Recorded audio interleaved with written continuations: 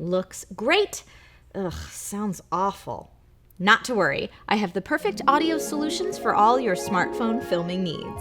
This is DIY in 5. Hello and welcome back. My name's Trisha Hirschberger, and in the last episode, we examined everything you need to know on how to make your Android video look super professional. You can check that out here if you missed it. But looks aren't everything, and we still have quite a bit to cover. If you find these tips helpful and want to see more, be sure to subscribe so you don't miss any future episodes. Okay, let's tackle the big elephant in the room, audio.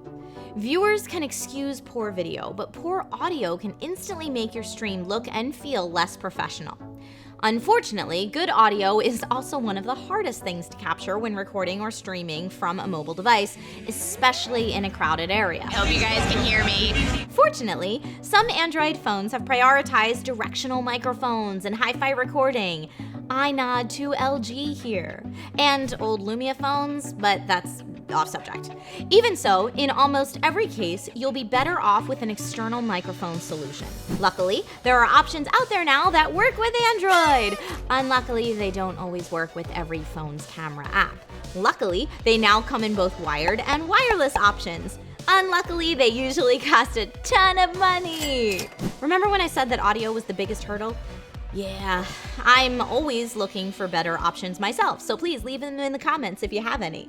One of my best and least expensive solutions so far has been pairing a simple wired lavalier microphone connected to the headset jack with an Android phone that can detect and record using an external mic. If you plug in and see this message, then you're good to go. If you don't see a message like this, your phone may still be recording using its onboard microphone, which is no bueno. But say you have more than one person you need to record, or you'll be moving around too much to use a clip-on mic.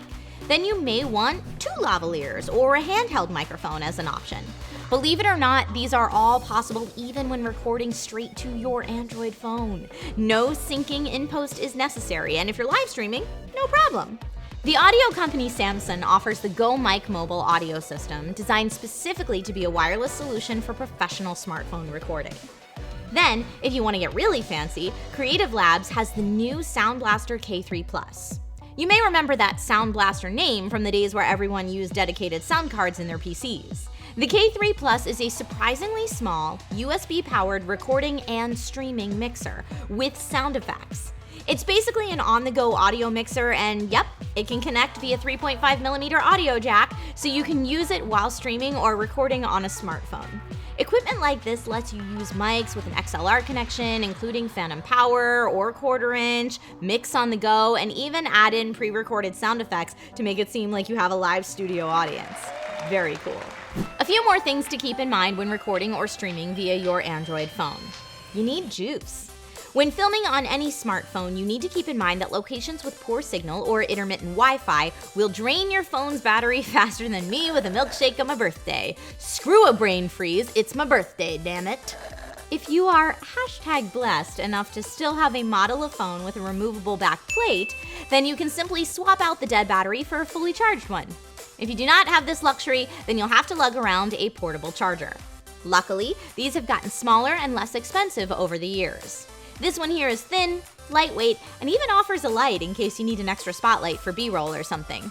It's 5,500 milliamps, and the best part? Only $12.